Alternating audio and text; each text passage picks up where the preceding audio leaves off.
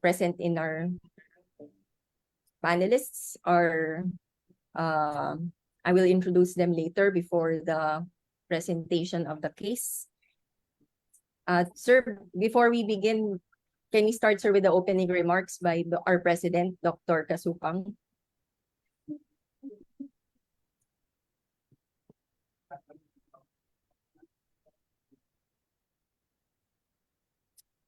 Okay, so Hi, ma'am. Good afternoon, ma'am. afternoon. A warm welcome to everyone. Magandang tanghali. Hapon po. So today is the third lay forum for the month. This time we will be focusing on liver cancer. January is considered the Liver Cancer Awareness Month in the country.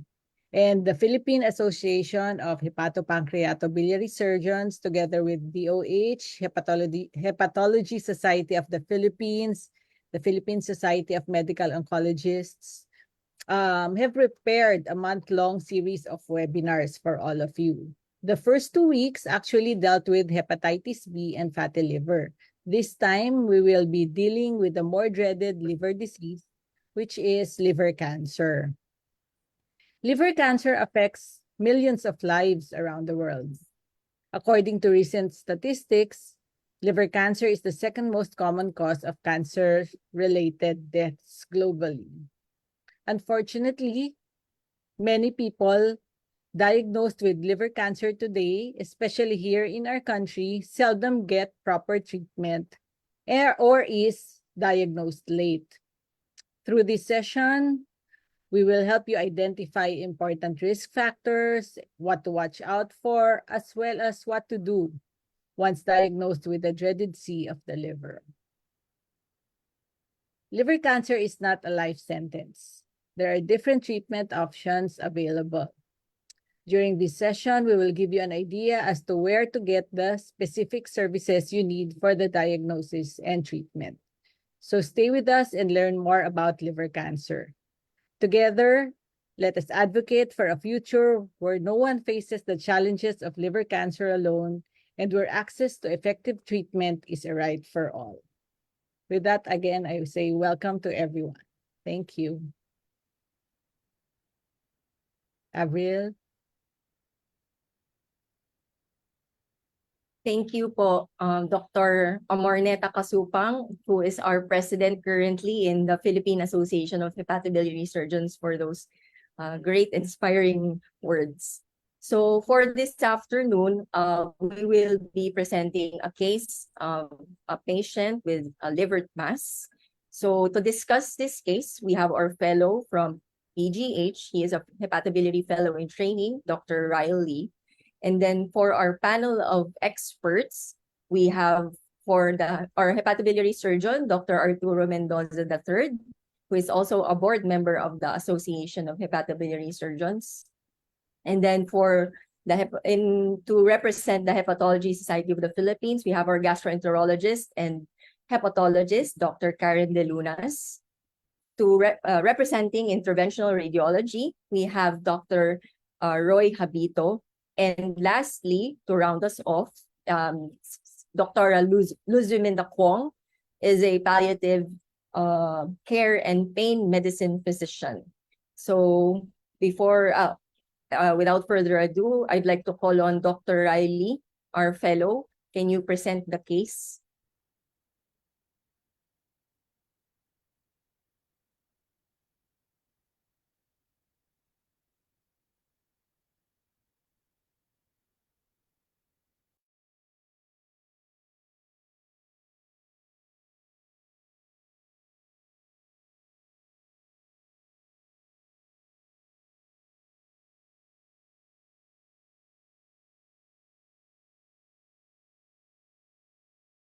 While Dr. Lee is setting up his presentation, so the flow of this lay forum, we will first complete the presentation of the case.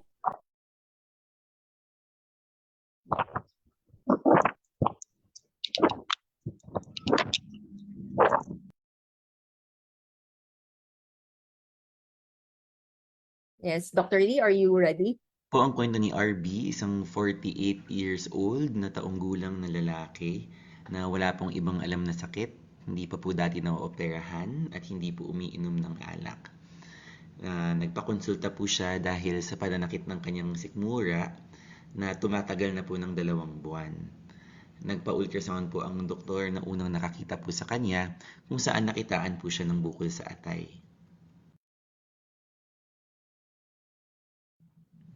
Nagpagawa din po yung doktor ng mga lab test na nagpakita po na mayroon po siyang hepatitis B at mayroon po siyang AFP na pag-uusapan ho natin mamaya na may value ho na 20.5. Mayroon din po siyang AST at ALT na normal po noong pinagawa po ang test.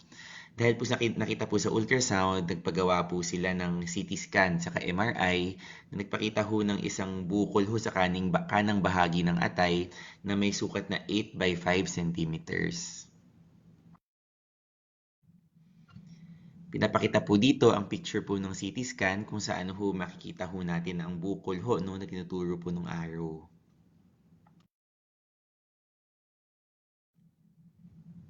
Salamat po.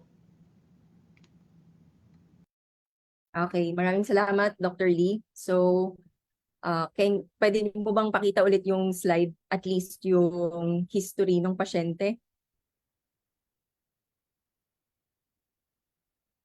So at this point, can I call on Dr. De Lunas, our hepatologist and gastroenterologist in our panel. Doctora, do you have anything else to add po or clarify with regards to the history and the physical examination nitong pasyente po? Ay, magandang hapon, no? So, kung ako yung doktor na makakakita sa pasyente na to, I think I would like to ask, bukod sa pagnanakit ng sikmura, meron ba siyang ibang sintomas katulad ng madaling mapagod, na nababawasan ng timbang, or madaling mabusog, kung meron siyang naranasan na paninilaw or pangangati, no? So, but I think napaka-straightforward nitong kaso na to. Masakit ang tiyan at on ultrasound nakita na meron siyang bukol sa atay. So, I think the next step as an attending would be to assess or mag-request ng mga karagdagang mga laboratorio para i-establish kung kamusta ba ang kalagayan ng kanyang atay. Para we are able to ma-determine natin kung ano yung susunod nating gawin at yung mga treatment options na pwede nating i-offer sa ating pasyente. So, aside from those, I think importante din na i-assess yung iba pa niyang risk factors para magkaroon ng bukol sa atay. So, na-present ni Dr. Riley na ang pasyente natin ay positive for hepatitis B. Ibig sabihin, meron siyang infeksyon na tinatawag na hepatitis B. Aside from that, we also need to check for hepatitis C, the presence of fatty liver. Nabanggit din sa history na hindi siya umiinom na alak. So yung mga nabanggit ko, yun ang mga pangkaraniwan na mga risk factors para magkaroon ng bukol sa atay. So, yun, Doc Avi.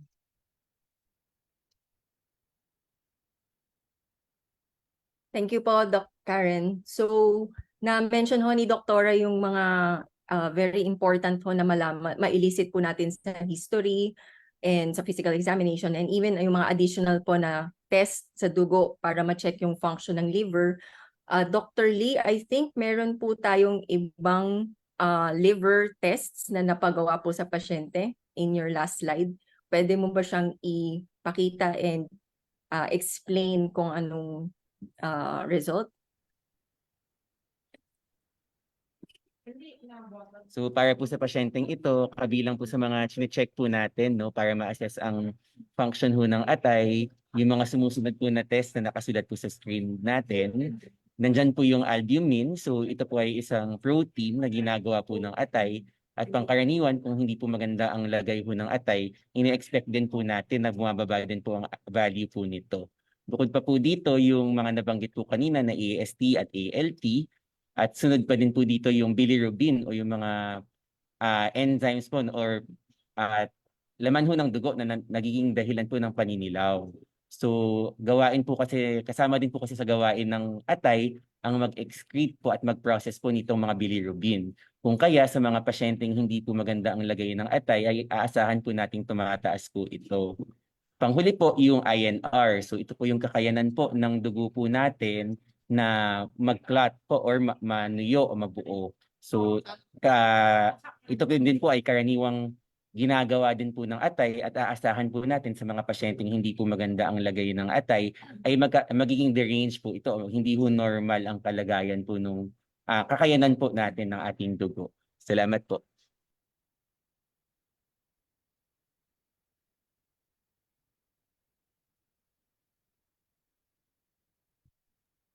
Hello, Dr. Lee.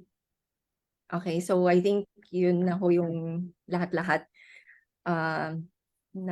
May isa hong tanong sa chat box natin. Ano daw yung trabaho ng pasyente?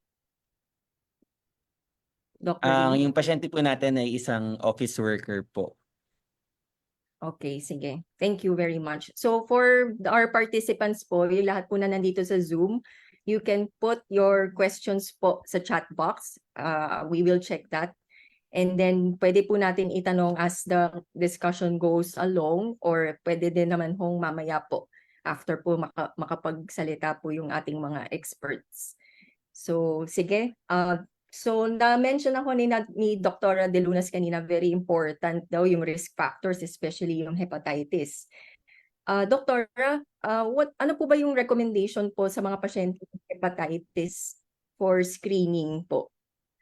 Okay. So actually, base sa ating guidelines, kung ikaw ay nakatira sa isang lugar kung saan endemic or mataas ang prevalence ng hepatitis B, ikaw ay ina-advise na magpa-screen for hepatitis B. And base sa isang pag-aaral noong I think 2013, dito sa Pilipinas mayroong prevalence na 16% ang hepatitis B, and therefore ideally, each of us, lahat tayo ay magpa-screen for hepatitis B. Pero may mga certain groups na mga pasyente na kailangan mas i-emphasize yung importansya ng pag-screen, katulad ng mga buntis, katulad ng mga nagtatrabaho sa healthcare, or yung mga nasa kulungan or nasa mga health home care, mga ganyan. But ideally, everybody should be screened for hepatitis B. And gano'ng kadalas po ito, Doktora? I-screen? Screening means, at the baseline. So you can do it at that point of care na nakita mo yung patient. Okay. Sige po. Maraming salamat, Dr. De Lunas. Bale, nagpakita kanina si Dr. Lee ng isang MRI ng pasyente. Dr. Lee, pwede mo bang pakita ulit yung MRI?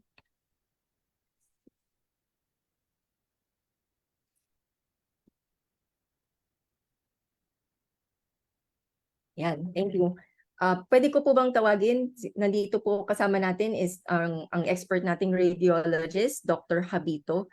Dr. Habito, can you also medyo clarify, explain, and emphasize some of the important na findings in this MRI of the patient? Sige, good afternoon ulit sa lahat. Ako po si Dr. Habito. Isa po akong radiologist, interventional radiologist. So kapag may pasyente po tayo, lahat ng doktor, no, pag nakakita ng pasyente na either nagpapa-screening or may sinususpetsang bukol, ang isa sa unang ginagawa ay ultrasound. Mabilis kasing magawa ang ultrasound, relatively affordable, and based on ultrasound, maraming pasyente ang marerekomendahan kapag may nakitang abnormalidad na mag-CT scan or MRI. In this patient, MRI ang ginawa In some cases, makakakita din tayo na CT scan. No? Ang pagkakaiba ng CT scan sa MRI kasi ay computerized na X-ray image ang ginagawa ng CT scan. Samantalang sa MRI, based on the magnetism properties of your atoms or ng cells, ang paggawa ng picture. So walang radiation dun sa MRI. Ang nakikita natin sa harap natin ngayon, yung maputing parte, yun ang abnormal na bukol na nakita initially dun sa ultrasound.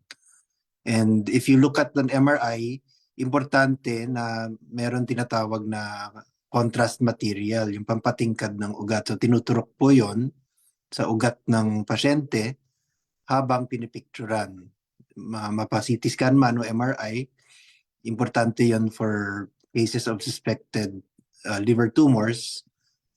Kasi po, yung paraan nung kung paano tumitingkad, kung mabilis bang tumingkad, mabagal, at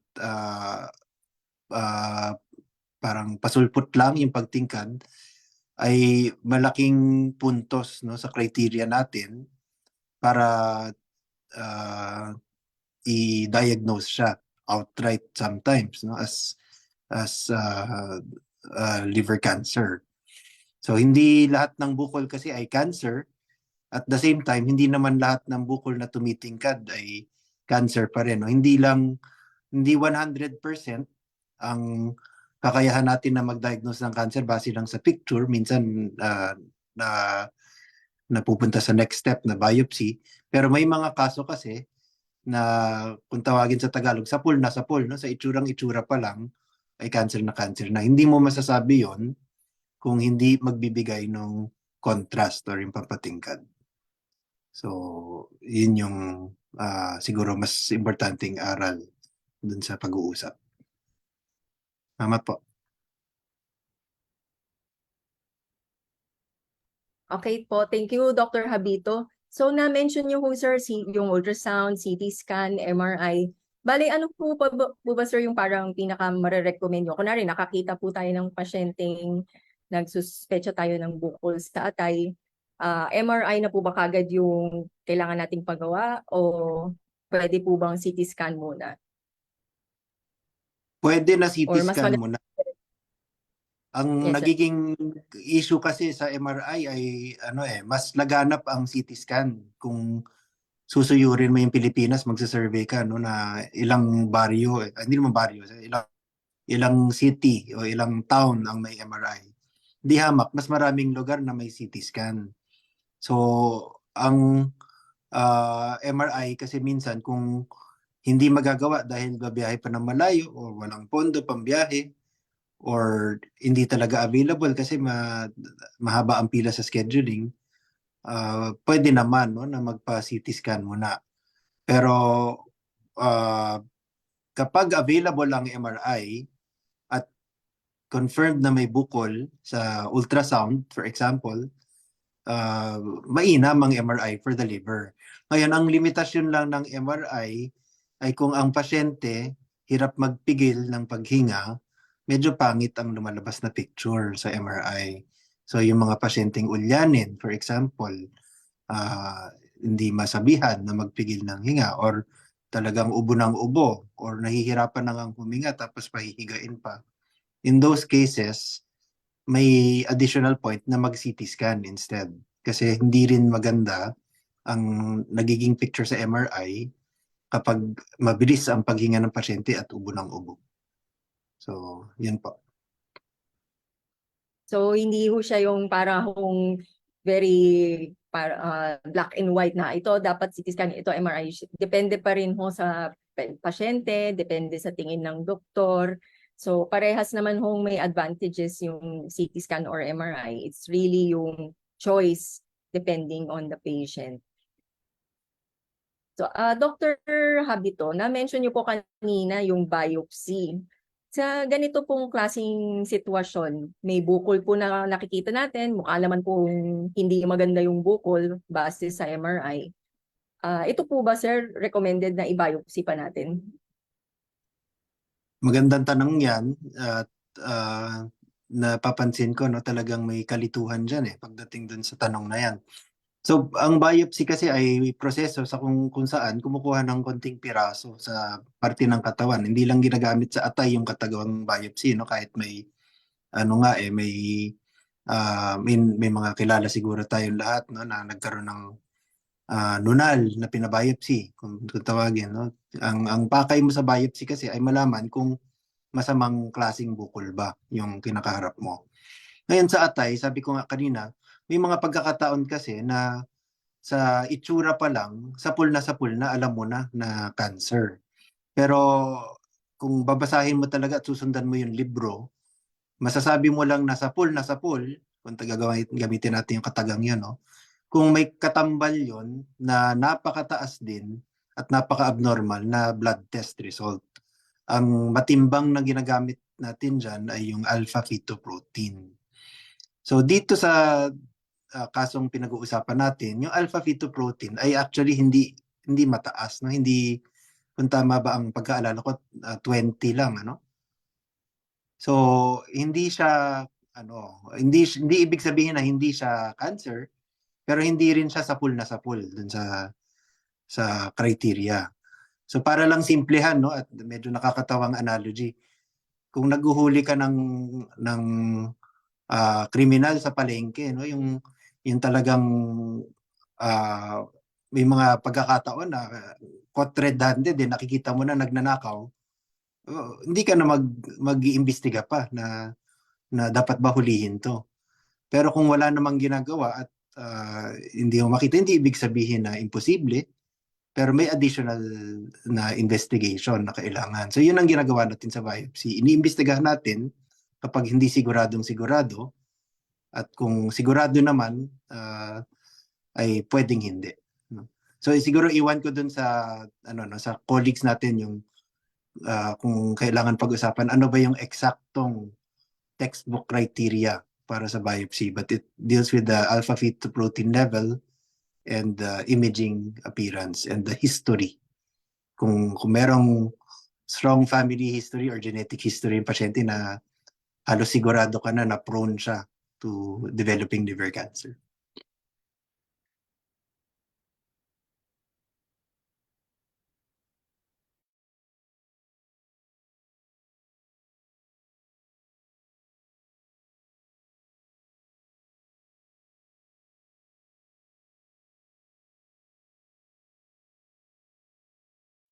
Sorry po. Yeah, that is the end of what I was saying. Okay. Thank you po, Dr. Habito. Dr. De Lunas po, nagtataas po kayo ng kamay, Doc?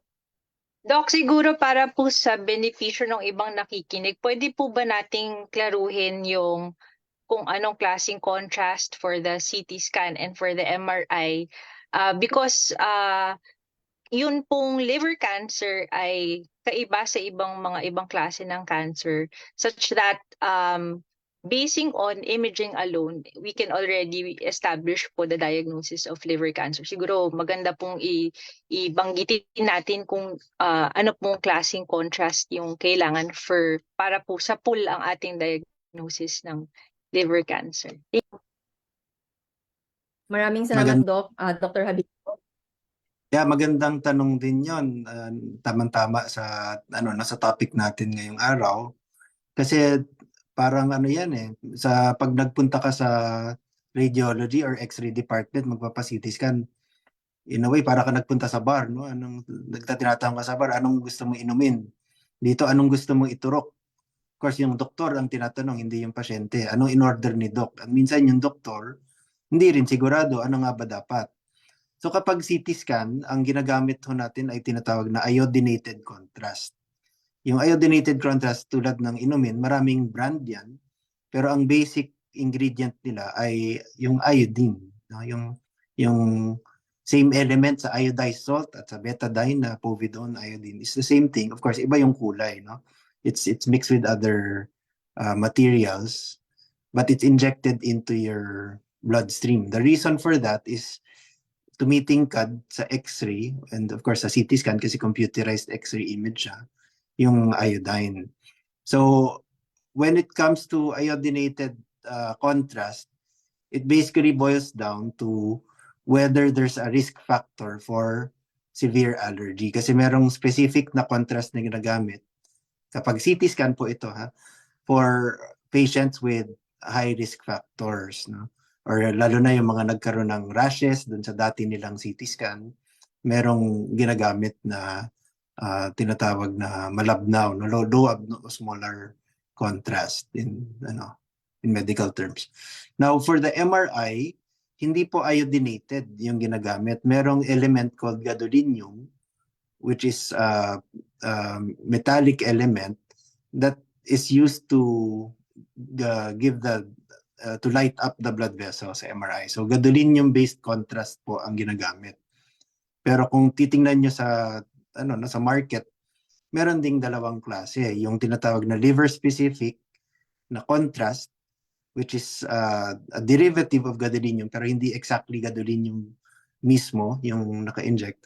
And the standard gadolinium-based contrast.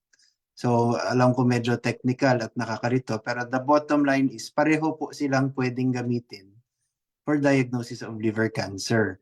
Usually po, pag first time na si CT scan ng pasyente, mag-MRI ang pasyente, acceptable naman po yung gadolinium-based contrast. Pero kapag established na po na may bukol, maganda din po kasi yung liver-specific contrast. Unfortunately, it's also twice as expensive kapag ginamit po yon, yung pampatingkad. So tulad po nung sinasagot nating tanong kanina, no, wag naman natin payagan na dahil lang sa presyo ay may delay yung paggawa ng MRI. Kung kaya namang i-afford yung gadolinium-based at mag-iipon pa ng 2 buwan para mabayaran yung non-gadolinium-based, of course, we can do that job with gadolinium-based. Pero tulad nga po nung analogy kanina, kung maa-afford po yung liver-specific, pwedeng-pwede at actually maganda po siya for MRI. So merong ang brand name po niyan ay Primovist, no, yung liver specific na contrast. At iba-iba naman brand yung sa gadolinium based, no, hindi lang isang brand. Thank you.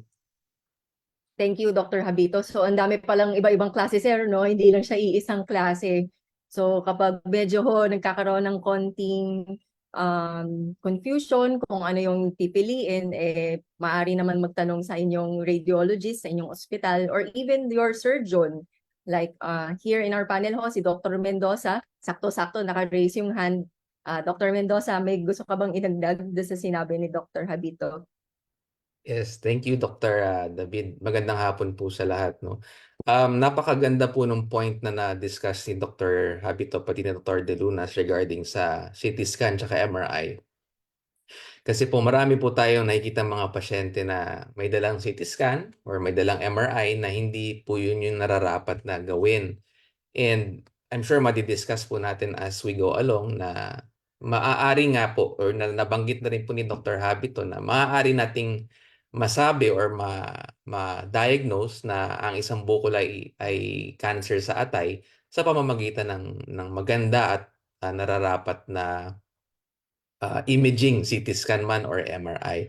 So kailangan nating i-emphasize po sa ating mga manonood na hindi lahat ng CT scan pare-pareho ang nakikita or MRI. So kailangan pong may isang specific na klase ng CT or MRI ang gagawin para matulungan po tayo para ma-diagnose natin o hindi. And then, siyempre, doon po papasok kung kinakailangan pong i-biopsy later o hindi na. Salamat po. Okay, total Dr. Mendoza, nandiyan ka na. You mentioned biopsy, nabanggit din to kanina ni Dr. Habito, nabanggit na rin to ni Dr. De Lunas.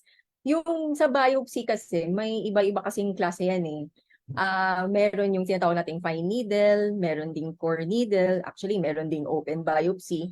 Ano ba yung differences and ano ba talaga yung recommended sa ganitong klase? Kunwari, hindi talaga natin sigurado anong bukol to. Anong maganda kayang biopsy sa ganitong klase? Okay, thank you, Dr. David. Una-una, natanong to ni Dr. or nabanggit ni Dr. Habito kanina yung need for biopsy. No? So, pag ang isang pasyente, katulad po ng meron tayong kaso ngayon na kumbaga sa pool or kung minsan tinatawag natin pasok sa criteria ng cancer sa atay at mayroon siyang risk factors and all of those other things by history, no? Hindi na kailangan siyang i-biopsy, no? Pero may mga pagkakataon po na hindi niya masapol dun sa CT scan or MRI or hindi siya pasok dun sa tinatawag nating mga criteria na masasabi siyang cancer sa atay, doon po pumapasok yung biopsy. May mga pagkakataon din po na sapul nga sa CT scan or MRI pero yung pasyente napakababa ng risk or hindi natin masabing mataas ang chance niya magkaroon ng ganito, pwede rin po siyang i-biopsy. Now, with regards to sa klase po ng biopsy, gaya ng nabanggit ni Dr. Avi, ang ideal po or ang rekomendasyon po sa ngayon is yung tinatawag na core needle. No? Marami po tayong impormasyon na makikita. A little bit technical pero yung architecture ba, kumbaga nung laman o nung sample ng bukol na kukuhanin, mas makikita po sa core needle. May mga gumagawa pa rin po ng fine needle kung tawagin. No? Nagkakaiba po sila sa laki or sa klase ng needle na ginagamit. Pero kung po pwede po at available po sa ospital or sa institusyon nyo kung saan kayo mag-biopsy, core needle po yung rekomendasyon at kung maaari. Thank you, Dr. Abby. Okay, thank you, Dr. Mendoza. Dr. Habito, meron po ba kayong gustong idagdag po doon sa sinabi po ni Dr. Mendoza regarding the biopsy? Opo, yung biopsy ay to give a background, no? Kung babalik tayo 50 years ago, madalas-dalas po, no, yung tinatawag na open biopsy, yung bubuksan ng surgeon, hihiwain, tatapyasan, ipapadala sa laboratory, titingnan, at doon na malalaman, no? Nagbago ho ang panahon kasi nung naimbento yung mga bagay na katulad ng CT scan, ultrasound. Kasi po, kapag may CT scan at ultrasound at nakikita na yung bukol, kahit na hindi siya nakakapa, pwede mo siyang i-sharp shooting ng karayom kung tawagin, no? habang pinipicturean ng CT scan. So yun yung paraan na tinatawag na ultrasound or CT scan guided biopsy. And yung sinasabi ni Dr. Mendoza na core biopsy ay pamamaraan lang ng pagbiopsy gamit ang isang karayom na kumakagat ng laman imbis na simpleng manipis na karayom lang. Yung naririnig na FNA or fine needle aspiration, ang ibig sabihin nun kasi ay yung pinong-pinong karayom, pero hindi ko alam kung paano itagalog. Gapilanggot lang yung nakukuha na piraso. So kung ihalin tulad mo sa, alam natin lahat, no, yung jigsaw puzzle. Kapag nagbabiopsy kasi tayo, pinapadala natin sa isang espesyalista at sinasabi natin, o ito, ilang piraso lang bibigay ko sa'yo. Hulaan mo kung ano yung kabuuang picture. Yun ang ginagawa ng pathologist. Ngayon, kapag fine needle aspiration, para mo lang siyang binigyan ng hiwa-hiwalay na pyesa na paisa-isa lang. Pero kapag core needle biopsy, isang buong bloke ng puzzle ang pinapakita mo. At syempre, mas gusto ng pathologist na specialista yun kasi sabi niya, mas confident akong makapagbigay ng diagnosis kasi nakita ko yung tabi-tabi na cells, no, yung itsura nila. And when it comes to liver cancer, hindi lang po kasi isa ang klase ng liver cancer. Hindi po nagtatapos dun na masabi lang nating liver cancer, okay na. May iba-iba pa pong klase yan at para masabi nila yan, kailangan nila yung core tissue. Ngayon, bibilisan ko lang po, no, ano yung, kung babalik na rin natin yung argumento, bakit hindi lahat na lang i-core tissue? Ano yung dahilan kung bakit may gumagawa pa nga ba ng fine needle? Kasi po, kapag gumamit ng core tissue, of course, meron kang specialized na karayom na kailangan at kung minsan hindi available, napipilitan mag-fine needle. Pangalawa po, mas malaking karayom siya, kumakagat siya. So kailangan maingat ka na hindi ka tumatama sa ugat. Ang pinaka nakakatakot na klase ng ugat kasi sa atay, at kahit sa ang parte ng katawan actually, is yung artery, yung pumupulsong ugat. So ayaw na ayaw mo na makakagatan mo yung pumupulso palang ugat at magdudugo ng katakot-takot. So para magawa yon, gusto mo sana nakikita mo yung ugat or yung tinatawag na ultrasound guided biopsy. Kita mo yung kung saan pumupulso, iniiwasan mo yon at doon mo kinakagatan, doon sa mas safe na lugar. So, ang style po nun again is CT-guided or ultrasound-guided core biopsy. Salamat po. Okay, thank you, Dr. Habito. Sir, bago po kayo mag-unmute, may tanong lang sa chat box. Magandang tanong din actually ito. Ano ba talaga yung pinagkaiba ng triple contrast at triphasic? Hindi ba parehas ba yun? Magkaiba ba yun? Nako, kung babalik tayo dun sa sapul sa topic yung tanong na yan, no? Kasi alam nyo, kahit mga espesyalistang doktor nalilito dyan. Kasi magkatunog, no? Yung pag sinabing triphasic at triple phase, parang ang tendency mo mag-isip kahit nga doktor, no? Di ba pareho lang 'yon? So may pagkakaiba po, no? Kapag nagpi-picture taking po kasi, sorry ho sa dami ng aking analogy pero hopefully makatulong, no? Para kang nagpunta sa studio eh. Imbis na normal na photographer, radtech po, no? Technologist po ang kaharap nyo dun sa CT scan. Ngayon, kapag ka nagpunta ka sa studio, tatanungin ka ng studio, di ba? Na gusto mo ba magbihis, may damit kami dito, bibihisan ka namin, o mag-hair and makeup ka. Pwede naman sabihin mo, hindi na, kunan mo lang ako kung anong suot ko ngayon. So sa contrast po, merong menu na tinatawag na binibigay. Gusto mo bang painumin namin yung pasyente? Gusto mo bang turukan yung pasyente? Of course, yung tanong na yun ay para din sa nagre-request ng CT scan. At paanong paraan namin kukunan, no? Kasi doon pumapasok yung triple phase at triphasic. Kapag sinabi pong triple phase, ang ibig sabihin po ay triphasic at triple phase po, no, ay pareho lang. Pinag-uusapan po doon yung pampatingkad po ng ugat. Ibig sabihin po, 3 pasada sa sikmura ang gagawin. Una po ay yung pumupulsong ugat, kukunan. Pangalawa po ay yung portal vein na medyo nahuhuli, no, sa daloy nung pampatingkad. At pangatlo, yung late phase. So doon makikita kasi kung alin ang matimbang, kung pumupulsong ugat ba ang matimbang na nagdadala ng dugo doon sa bukol or hindi siya madugo galing doon sa artery. So yun po yung triple phase kasi pamantayan ho natin yan para masabi na suspicious for cancer. Ngayon po, pag sinabing triple contrast, ang ibig sabihin ho nun ay papainumin, lalagok yung pasyente ng pampatingkad ng sikmura, hindi po ng ugat, ng sikmura.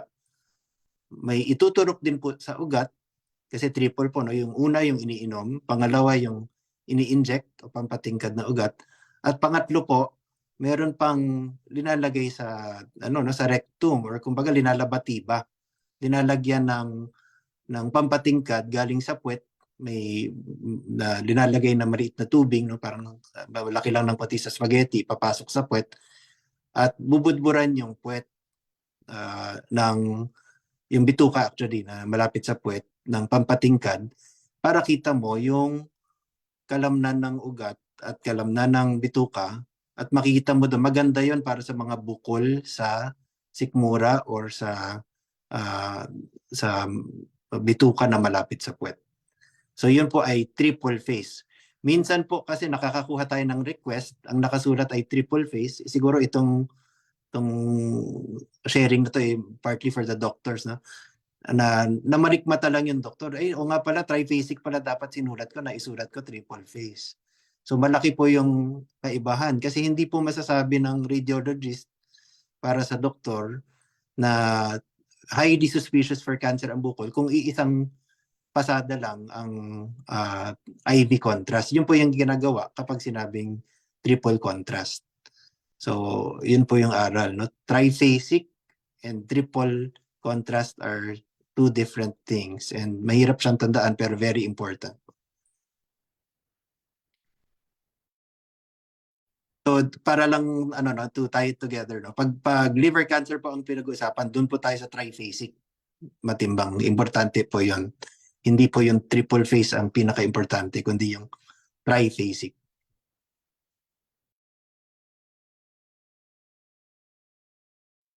Okay, marami pong salamat, Dr. Habito. So, hopefully, malinaw po sa ating mga participants yung iba-ibang klase. But again, kung medyo nakakalito po naman talaga kasi yung mga iba-ibang klase, pwede nyo naman hong confirm, makipag-usap sa inyong mga colleagues na radiologists sa inyong hospital or clinics. Sige po. So, bale tapos na ho tayo sa imaging. Bale, malinaw naman na. Kunwari, itong pasyenteng to, malinaw naman na mukhang bukol talaga to na hindi maganda. Ano na ba ngayon yung magiging role ng operasyon at this point? Maganda na po bang operahan na tong pasyenteng to? Or meron ba tayong mga preparation na kailangan gawin in order to prepare yung patient for surgery? Lahat ba ng pasyenteng ganitong mga bukol na inooperahan talaga to? Can I call on yung ating surgeon again, Dr. Mendoza? Salamat, Dr. Abby. Mm-mm. Now, sa tanong mo, ilalagay natin sa konteksto na mukhang cancer siya or mukhang pangit na bukol talaga to, no? So, given that sitwasyon, ang una kasing tanong, no, kahit anong bukol po sa katawan, o lalo na pag cancer siya, kahit anong bukol sa katawan, kailangan natin ma-differentiate kung cancer siya o hindi cancer. Ngayon, sa atay po, kung ang tingin natin ay cancer base sa mga workup na ginawa natin, ang una pong tanong natin lagi is, kaya ba siyang operahan or pwede ba siyang operahan? Marami po sa atin na pag narinig po ang bukol sa atay, ang kaagad na reaction ay wala nang magagawa o hindi naman inooperahan ng atay o ikamamatay na lang ng isang pasyente may bukol. Ngayon sa panahon po ngayon, ginagawa na po ang operasyon sa atay unang-una. Pero hindi po lahat, no, pwedeng operahan. So kung ang tanong po ay pwede siyang operahan, dalawang factors po 'yon. Or dalawang kailangan natin isaalang-alang. Unang-una yung pasyente. Kaya bang magpa-opera ng isang pasyente? Ibig sabihin, hindi lang po yung problema niya sa atay. Ang pangkalahatang kalusugan niya, kanyang puso, baga, ang kanyang nutrition, no? So, isinaalang-alang po din natin 'yon. Kung tawagin po namin ay patient factors or pwede ba siyang operahan. Pangalawa naman po, sa kabilang banda, nakatuon naman po yun sa atay.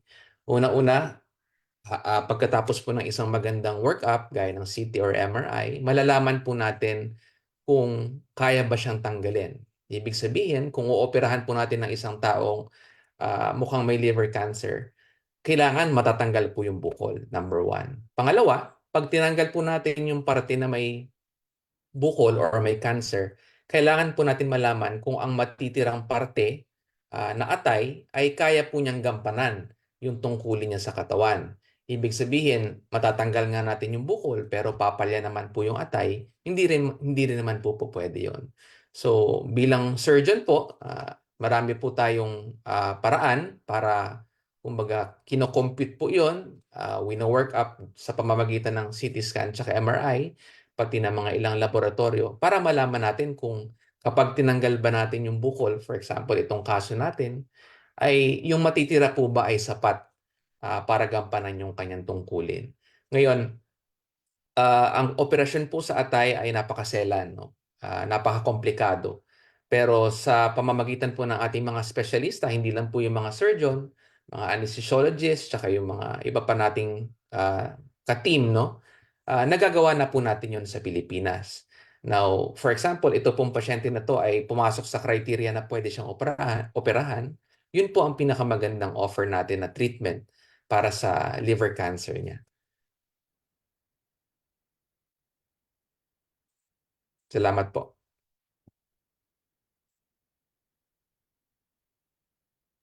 Okay, thank you, Dr. Mendoza. Bale, very important na banggit ni Dr. Mendoza, no? Yung surgery, hindi lang siya basta-basta diretso operasyon. Maraming preparasyon na kailangan kasi very maselan itong procedure na to. Pero Doc Mendoza, what if tanong ng pasyente, Doc, ano ba kasing benefit ng surgery? Baka naman, ano bang talagang maitutulong ng surgery sa pag tinanggal yung bukol? In Okay. terms of survival, kumbaga. So sa ngayon, no, sa dami ng may liver cancer sa buong mundo na prove or napatunayan po ng research na kapag ang isang pasyente ay nahuli ng panahon na kung saan early pa siya or pwede pa siyang operahan, yun po yung best na gawin sa isang pasyenteng may liver cancer. Kasi isa siya po sa, kung tawagin po ay potential cure. Ibig sabihin kung matanggal natin yung bukol sa pamamagitan ng operasyon at syempre wala tayong matitira at makuha siya ng maaga, yun po ay isa sa potential cure o lunas sa isang pasyenteng may liver cancer. Ngayon, pag dumating naman po sa panahon na hindi siya pwedeng operahan or hindi siya good candidate kung tawagin to undergo isang operasyon sa atay, marami pa naman po tayong ibang paraan ng pag-treat or paglunas short of operasyon, kumbaga. Pero kung ang isang pasyente po ay pasok sa kriteria na pwede siyang operahan, yun po ang pinakamagandang lunas sa isang taong may liver cancer kagaya nitong nasa kaso natin. Okay. Thank you, Dr. Mendoza. So medyo na-segue na ni Dr. Mendoza yung other options natin, no? Pag may mga ganitong klaseng problema, of course, surgery sana kung kaya. Maraming factors na i-consider, pero surgery pa rin yung uunahin nating i-consider. However, may mga pasyente naman ho kasi tayo syempre na hindi magandang kandidato, medyo pangit na yung status nila, yung condition, yung katawan, or sobrang laki na ng bukol na hindi natin kayang tanggalin nang hindi madadamay yung natitirang atay. So at this point, Dr. Habito, sir, ano ba yung mga iba pa nating pwedeng i-offer yung pasyente just in case bigyan kayo ng pasyente ng surgeon na hindi na kayang maoperahan? Meron pa po ba o parang wala na tayong mapupuntahan?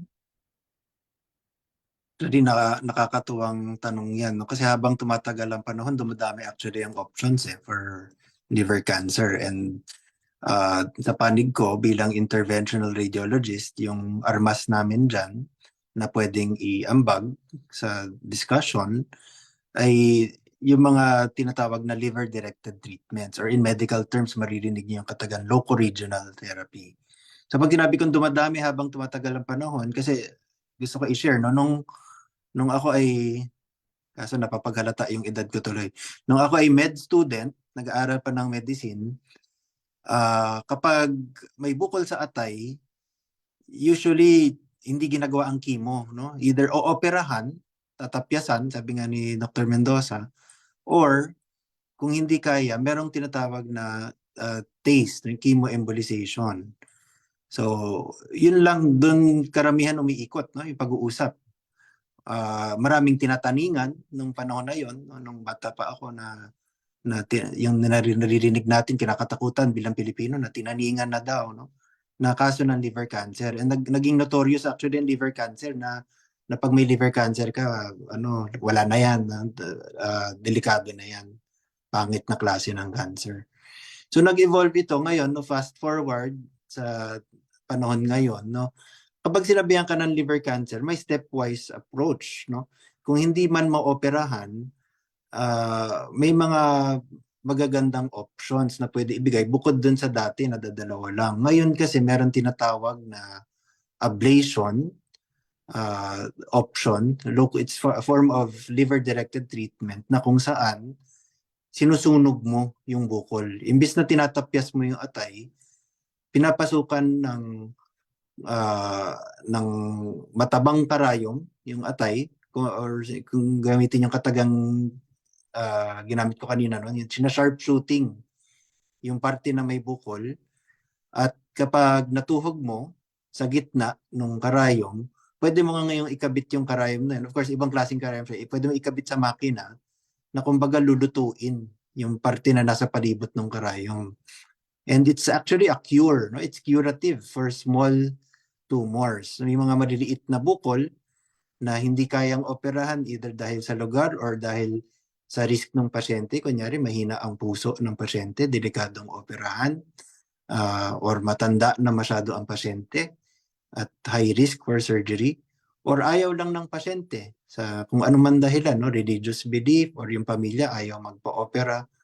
Option po yun, and it's a curative option. Pangalawa pong, at yun ay wala noon, no? 25 years ago, 20 years ago even, wala yun. Hindi pinag-uusapan yun, at least dito sa Pilipinas. So, mas maraming options di hamak ngayon. Pangalawang option po ay yung embolization. Dati rin po, nung sabi ko nga, nung nag-aaral pa ako, pag sinabi embolization, isang klase lang yan. Either chemoembolization or yung simpleng pagbara ng ugat.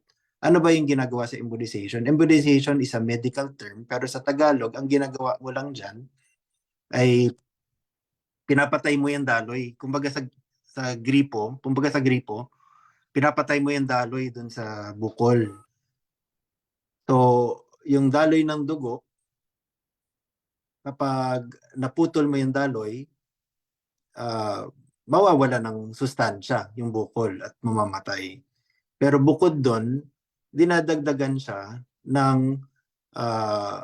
mga materyales na either sa panahon ngayon pwede na yung tinatawag na radioembolization or pinutol mo na nga yung daloy ng dugo, nag-iwan ka pa ng radiation, radioactive na mga gabuhangin na radiation na nakabudbud dun sa bukol, or yung tinatawag na chemoembolization na pinutol mo na nga yung daloy ng dugo, nag-iwan ka pa ng kung tawagin, kumbaga parang linason mo, nag-iwan ka ng pampalason dun sa bukol, dun sa loob. So, yung standard kasi na chemotherapy, hindi kasi siya talaga popular pagdating sa liver cancer kasi po, dumadaloy sa buong katawan, maraming side effect. Meron tayong kakayahan sa liver cancer na pumasok mismo dun sa ugat na doon lang naman kailangan ilagay yung chemo.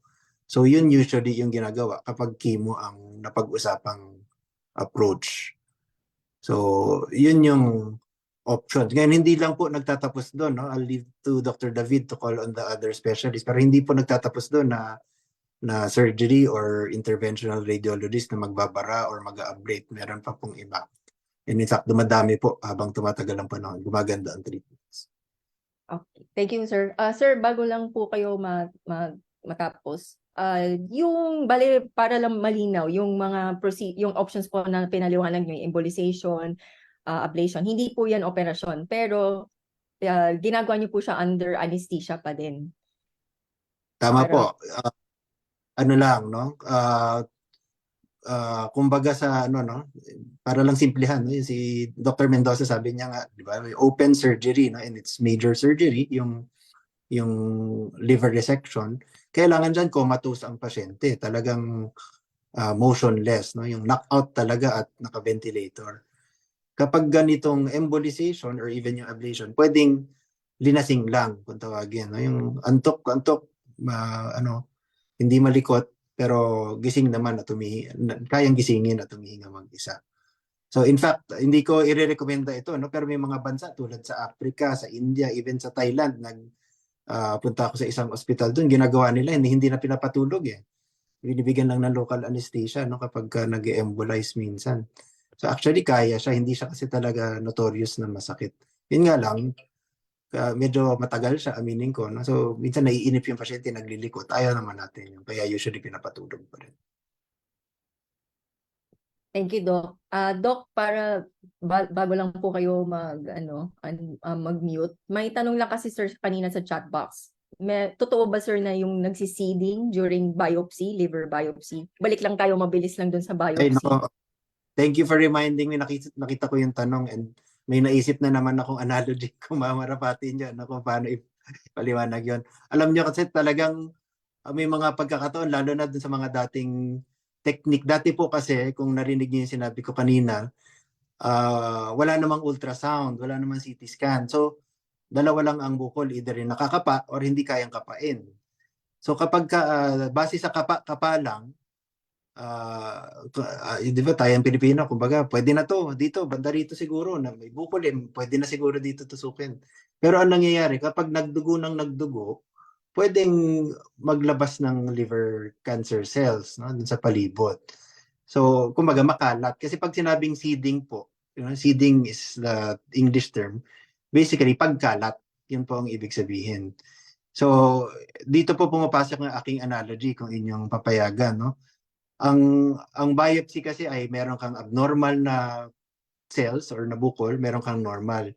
Lahat po tayo siguro alam natin yung Dunkin Donuts, di ba? Yung may donut na parang may cream Hindi yung ano po yung selyado, pero yung may parang may ano pa, may parang ribbon na cream na nakaumbok, hindi po ba? Ngayon, kapag bibigyan ka ng karayom at sabihin sa inyo, iho, iha, itong karayom, kumuha ka ng kaparte ng cream, pero dapat yung hindi makalat ha. Wala akong makikitang kalat. Anong gagawin mo? Hindi mo tutusukin dun sa nakaumbok na parte. Tutusukin mo yung donut at doon mo sa gitna kukunin, di ba? Kasi para hindi halata na tinusukan mo pala dahil dumaan ka doon sa tinapay. So yun po yung tamang paraan ng pag-biopsy sa atay. Dadaan ka muna doon sa normal na atay bago mo marating yung bukol. Kahit na nasa gilid yung bukol, hindi mo tutuhugin yung bukol galing sa gilid kasi makalat. At pwede nga, tama po, no? Pwedeng mag-seeding. Pero kapag ginagawa namin yung ultrasound guided or CT scan guided biopsy, hindi po namin tutusukin ng diretsyo. Kailangan dumaan muna, imbis na sa tinapay, no, ng donut, dun sa normal na bahagi ng atay, may konting palugit na normal na pinagdaanan ng tusok. Para paghugot mo ng karayom, hindi tumatapon yung pinagtusukan. And in that, in that sense po, I'm confident saying na hindi po mangyayari yung seeding basta gawin ng ganun. Mas mahirap po yun, mas komplikadong gawin po. And kaya nga po, marami dito sa ganitong biopsy na napupunta sa interventional radiologist kasi yun yung goal is tusukin ng sharpshooting na paraan at in a way na walang masyadong seeding. So yun po. Thank you very much, sir. So very important, sir, no, yung technique, hindi lang basta-basta tusok lang pala yan na blinded. Di na huuso yung ganun po, kagaya nung unang panahon. So, Doc Mendoza, may gusto kang Sorry. Dr. David, emphasize ko lang yung seeding din, no? So tama, I fully agree po dun sa sinabi ni Dr. Habito na there is a particular way of doing a biopsy kung talagang kailangan po siyang i-biopsy. Kasi po, kung sa operasyon din naman po or kung sa surgery din, it is best not napakaganda po na or kinakailangan po na hindi siya magagalaw yung bukol or mabubuksan habang inooperahan. So, ganoon din po sa biopsy, no? Kung magba-biopsy po tayo, dapat hindi rin makalat gaya ng sinabi ni Dr. Habito. Pero kung kinakailangan pong gawin yung biopsy para po makumpirma kung cancer siya o hindi, pwede pa rin naman pong gawin. Thank you po.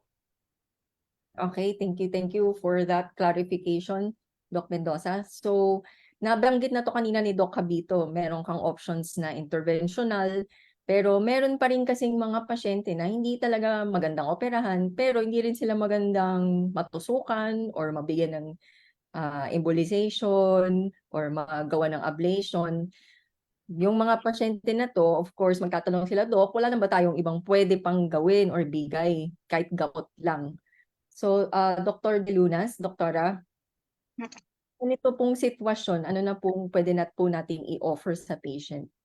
Oo. Sorry, Abby, ha. Gusto ko lang to put things in order, no? So, I should have brought this up earlier, no? So, sa liver cancer, merong staging yan. So, I think yung karamihan sa nanonood sa atin would be very curious about paano po ba ang staging ng liver cancer, no? So, sa atin, ang pinaka popular na ginagamit natin ng staging for liver cancer would be yung tinatawag na BCLC staging. It stands for Barcelona Clinic Liver Cancer Staging, no? And it merong 4 na stages, A, B, C, D. Para simplehan, yung A, yun yung early stage, B, yun yung intermediate, C, advanced, D, yun na yung pinakamalala, no? Bakit importante malaman yung staging? Because each staging corresponds to the appropriate treatment. So kung na-catch ang patient early on, which is yung early stage A, yung mga dinidiscuss si Dr. Mendoza kanina na surgery, ni Dr. Habito na ablation, yun ang mga most, of course, including liver transplant as well, yun yung mga ideal na management because they offer cure, no? When you are already on the further stages, which is B, C, D, then B, pumapasok dun yung TACE, yung embolization na dinidiscuss si Dr. Habito.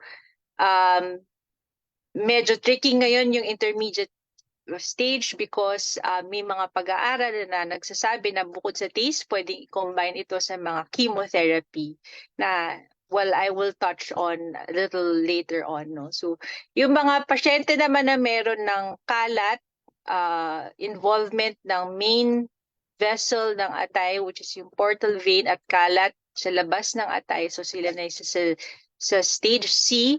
So, ito na yung mga pasyente na, pwede pa rin siguro yung mga taste tas combined with mga chemotherapy. However, if you're already on the most advanced stage, which is yung stage D, yan yung mga pasyenteng pangit na yung liver function, then yun yung palliative na lang yung pwede nating i-offer. Now, going back to chemotherapy, no, once upon a time, few years ago, ang na-offer lang natin sa pasyente na hindi qualified for the interventions na diniscuss kanina would be sorafenib. But siguro around 5 or 6 years ago, aside from sorafenib, nagkaroon ng bagong drug which is lenvatinib. So, napatunayan na ang lenvatinib ay kasing galing kumbaga ng sorafenib, no? And ngayong lately meron ng mga mas bagong mga gamot na kino-combine na binibigay through IV. Pinakasikat ngayon yung atezobev combination. So napatunayan it can offer higher survival rates for our patients who are qualified para sa chemotherapy, no? So before I end this, I would just like to recognize the importance or importansya ng pag-involve ng iba't ibang specialties sa pagmamanage ng mga pasyenteng may liver cancer. Hindi lang kami na nandito sa meeting na ito, kundi pati mga oncologists, mga nutritionists, because yung specialty, iba-ibang specialty pag pinagsama mo would lead to more optimal management or treatment for our patients. So yun lang, Doc Abby. Thank you, Doctor. So very important po, no? Hindi kaya ng isang doktor lang ho yung management ng ganitong klaseng problema. Dr. De Lunas, can we go back lang ho ng konti sa hepatitis? May mga tanong po tayo regarding this. So na-mention niyo po kanina yung relationship between hepatitis and itong klaseng bukol na to. May tanong lang ho na kanina pa po, wala po ba talagang gamot po para sa hepatitis? Hindi po ba talaga siya naku-cure? Yun yung tanong po. Oo. So, yeah. Okay. So, ang available na drugs for hepatitis B na meron tayo sa ating market ngayon would be to lower the levels of the virus in the blood, no? Small percentage ng mga pasyente na nagtitake ng mga gamot na to for a very long time, pwede siyang maging negative for hepatitis B. Pero mas madalas sa hindi, nagiging pangmatagalan na yung infection. And kahit pa maging negative ka for hepatitis B, the risk of developing liver cancer remains. So nandyan pa rin yung risk na magkaroon ng liver cancer. Okay, thanks, Doc. Medyo related question po. Meron po bang pwedeng gawin para hindi daw mauwi sa bukol or cirrhosis ang hepatitis? So, Doktor? Well, ang magagawa natin is to catch it early. Well, kaya nandyan yung mga surveillance strategies for patients with chronic hepatitis B para maagapan yung pagkakaroon ng liver cancer, no? Kung ikaw ay may pangmatagalan ng hepatitis B, lalaki ka, more than 40 years old ka, meron kang family history ng liver cancer, then dapat mag-adhere ka dun sa recommendation na every 6 months, nagpapa-ultrasound ka ng atay as well as AFP. Now, to probably lesser or lower yung risk na magkaroon ka ng liver cancer, so mas maganda na yung ibang mga risk factors para magkaroon ng liver cancer ay dapat iwasan katulad ng pag-inom ng alcohol, pagkakaroon ng fatty liver. So dapat healthy lifestyle, diet, exercise, ganon.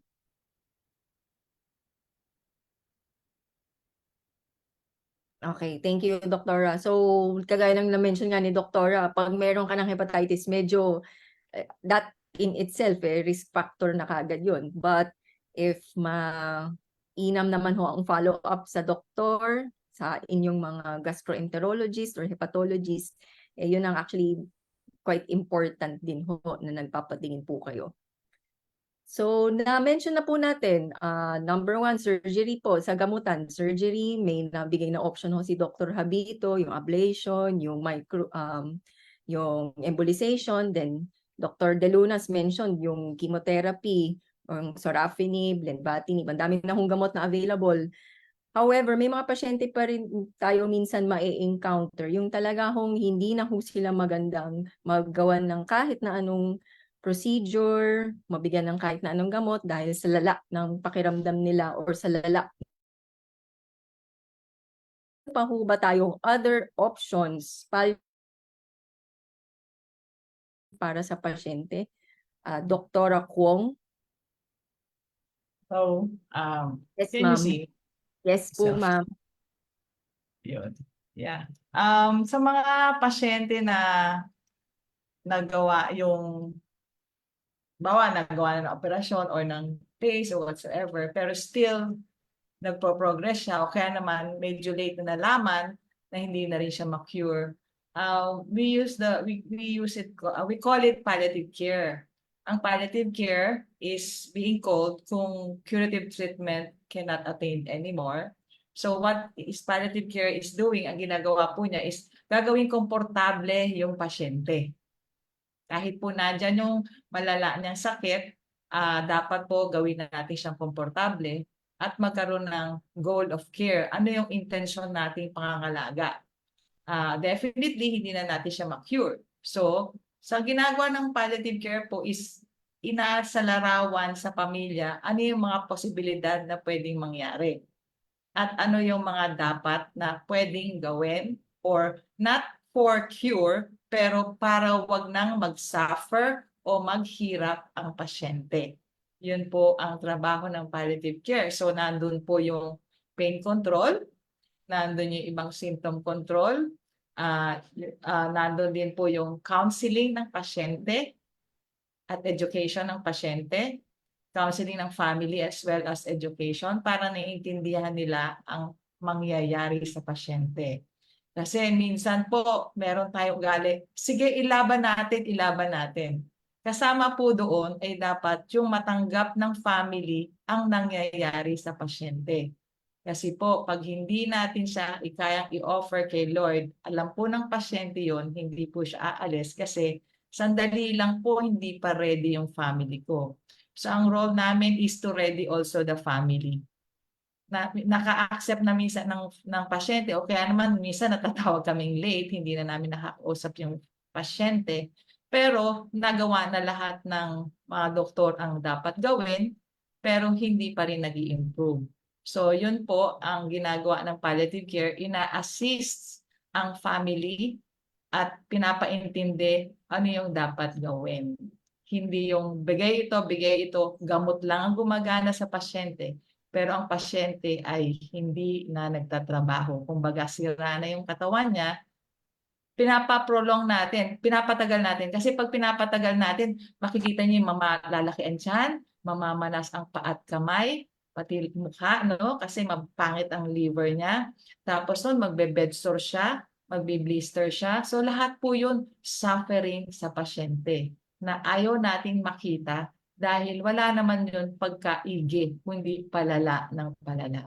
So kasama po sa palliative care, of course, may mga psychologists tayo, meron tayong paring kasama, and ideally may volunteer, pero sa Pinas medyo mahirap ang volunteer. Sa abroad, madami po yon. Sa atin kasi medyo nagsisimula pa lang tayo sa palliative care sa Pilipinas. Pero I've been doing this since 1994, pero very slow ang pace ng acceptance.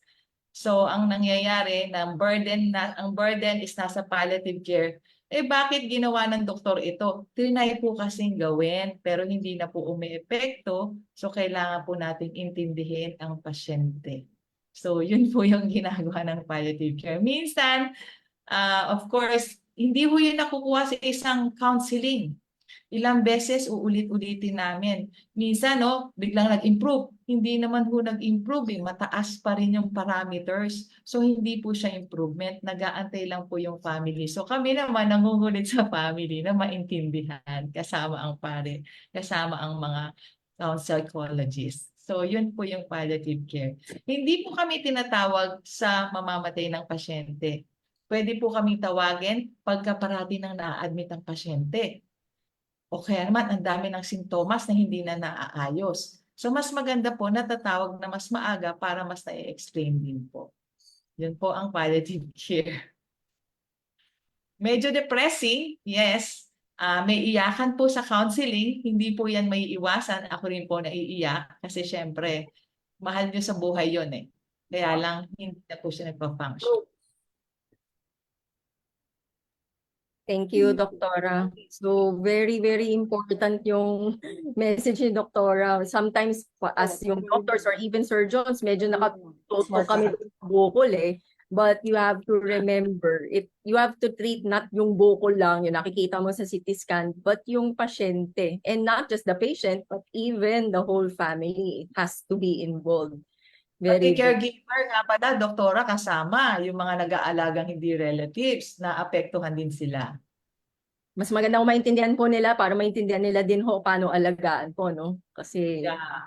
you have to be very involved Tama also. po yun. Ang sinasabi ko sa kanila, sa panahon, sa pagkakataong ito, huwag nyo na pong i-focus sa karamdaman o sa cancer yung isip nyo. I-focus nyo ang isip nyo at puso nyo sa pasyente. Hindi na sa karamdaman niya. Yes, very, very well said ho, Doktora. Thank you po, Doktora. So again, I would like to emphasize yung nabanggit ni Dr. De Lunas kanina, mga ganitong klaseng problema or bukol, very important. Hindi lang po isang doktor ang gumagalaw dito. Ang mga ganitong klaseng problems or tumors, maganda ho yan, multidisciplinary. Marami pong involved.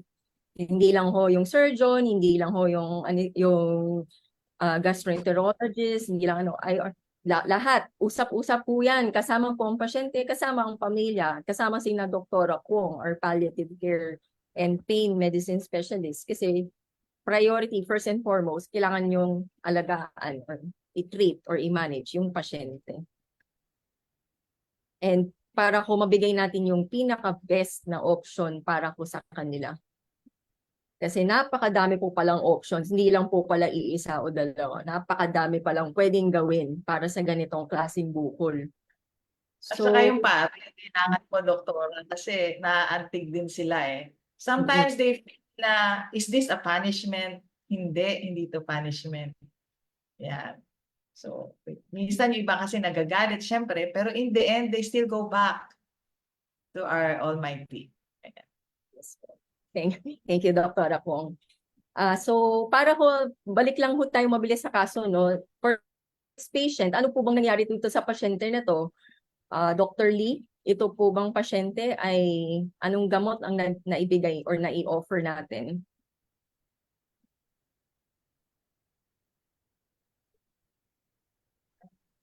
Para po sa pasyenteng ito, naoperahan po siya na tapyas po yung atay po niya. Okay? So, after po yung mapag-usapan po ang lahat po ng option at makonsulta po ang lahat ng iba't ibang espesyalista, nagdesisyon po ang grupo na operahan po yung pasyente at eventually po natapyas nga po yung bukol po niya sa atay.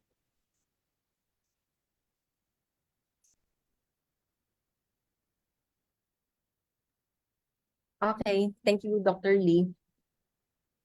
So, naoperahan. Good news for the patient, natanggal yung bukol niya.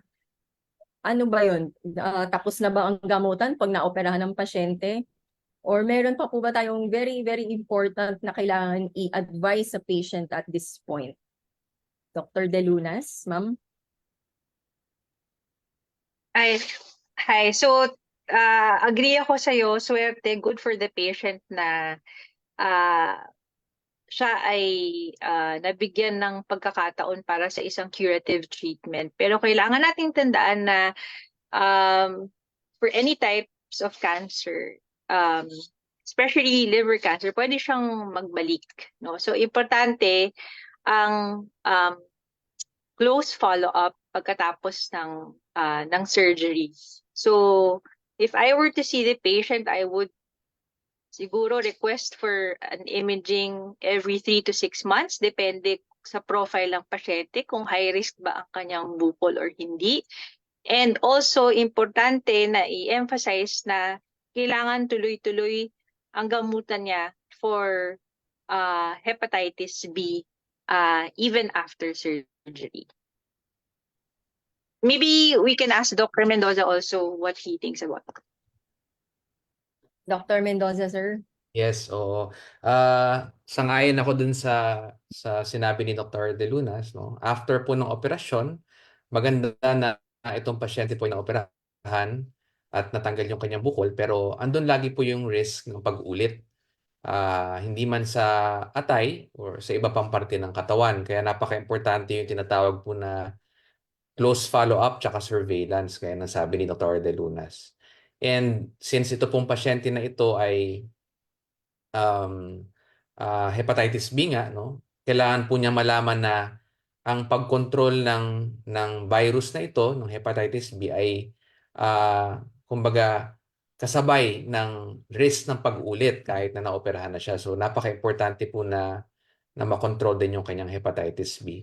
At the same time, nabanggit po kanina yung AFP, no? Kahit na normal po siya nung una, pwede pa rin natin pong gamitin ito na kumbaga batayan kung meron po tayong sinususpetsang pag-ulit o pagkalat sa ibang parte ng katawan. So agree po ako dun sa dalas ng surveillance o pagtingin po ng atay or ng katawan, no, pangkalahatan.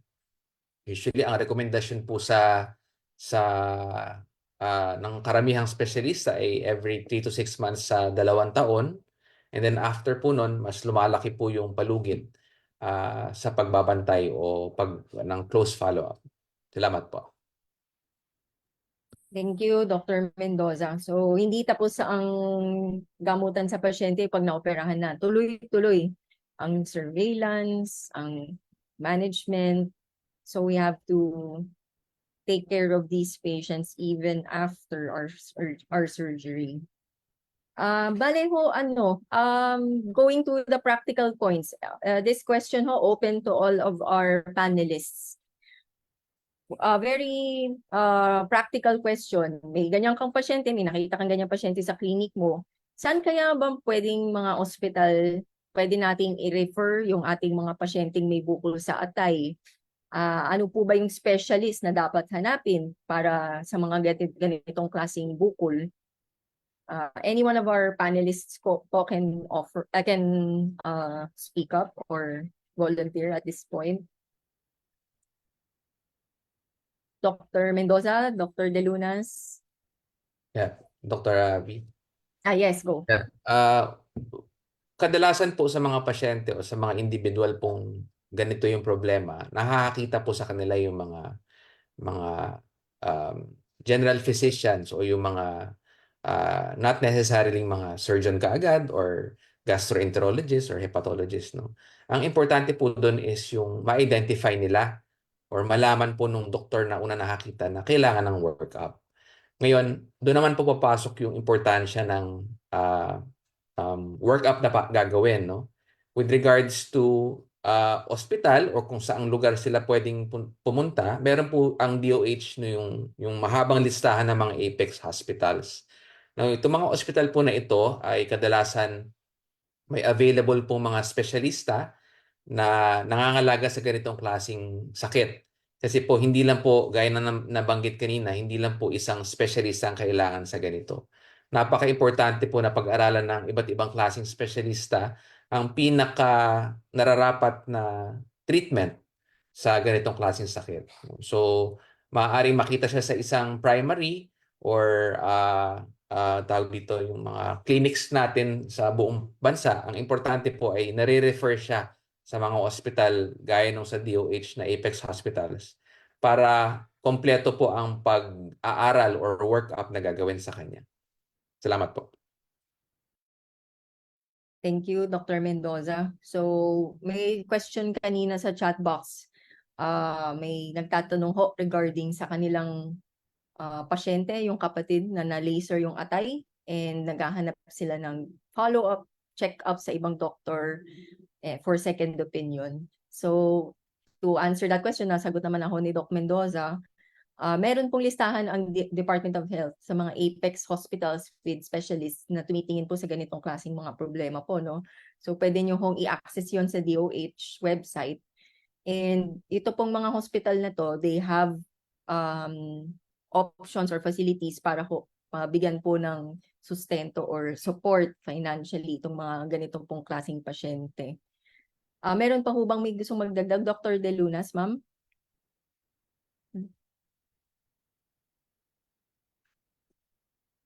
Dr.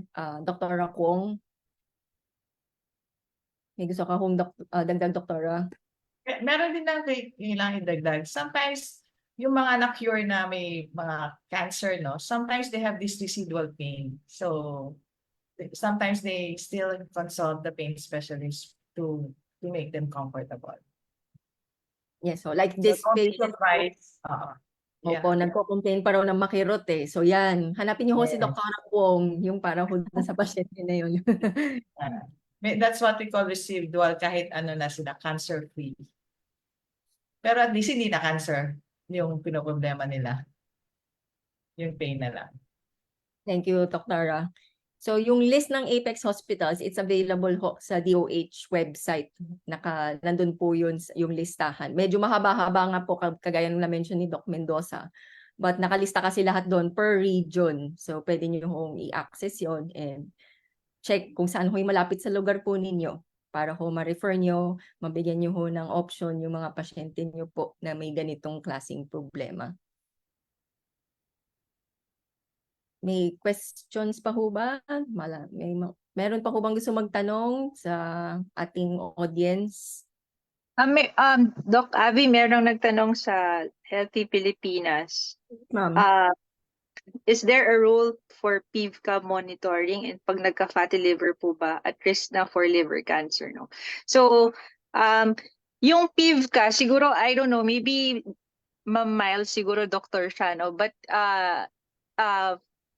yung PIVCA po, yes, may role po siya in combination with AFP for the diagnosis po at pagbabantay or yung tinatawag na surveillance for liver cancer, no?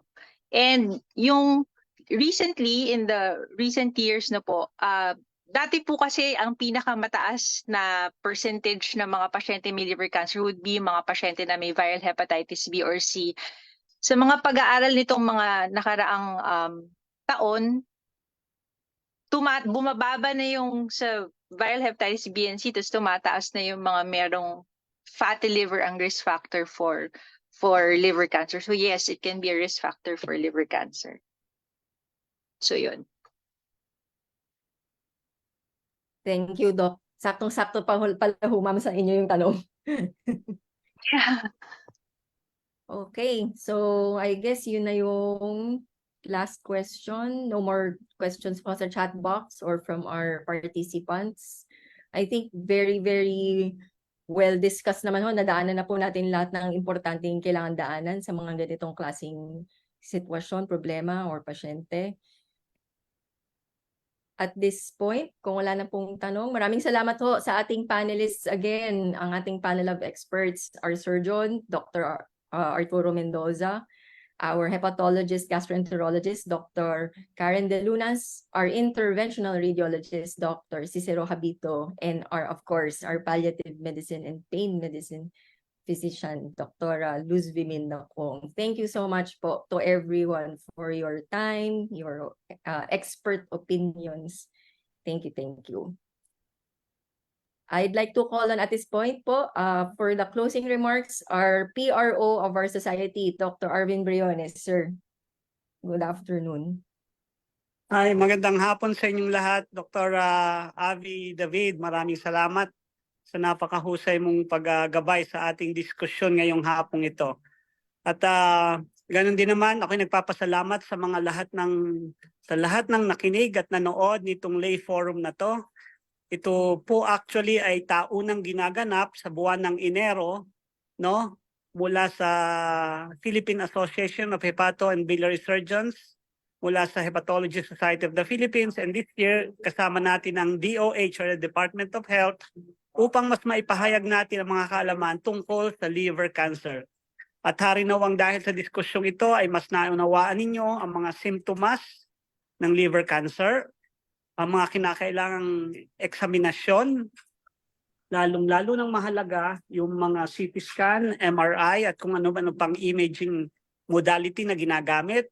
At mula doon ay ang paraan ng panggagamot, whether ito medical, na chemotherapy, interventional radiology, or surgery, no? Sana po'y naunawaan nyo itong lahat. At umasa po kayong ang aming mga society ay mas gagawa pa ng paraan upang maikalat natin ang mga kaalaman tungkol sa liver cancer nang sa ganon ay may kakayahan tayong matugunan ang isa sa malubhang pagkakasakit ng ating mga kababayan. So muli, ako po yung nagpapasalamat sa inyo at magandang hapon po sa inyong lahat. Thank you, sir. Dr. Abby? Thank you, sir. Bago ho umalis lahat, sir, can you open po your videos? The request of our President, Dr. Kasupang, open your videos and so that we can take a picture ho, including all of our participants. Thank you. Ano ba? Okay. Sige. For first panel, 1, 2, 3. Second panel, 1, 2, 3. And for our third panel, 1, 2, 3. That's it, sir. Thank you so much po to everyone. And thank you din pala kay Dr. Riley, our fellow, for presenting the case. Thank you, thank you. Good afternoon, everyone.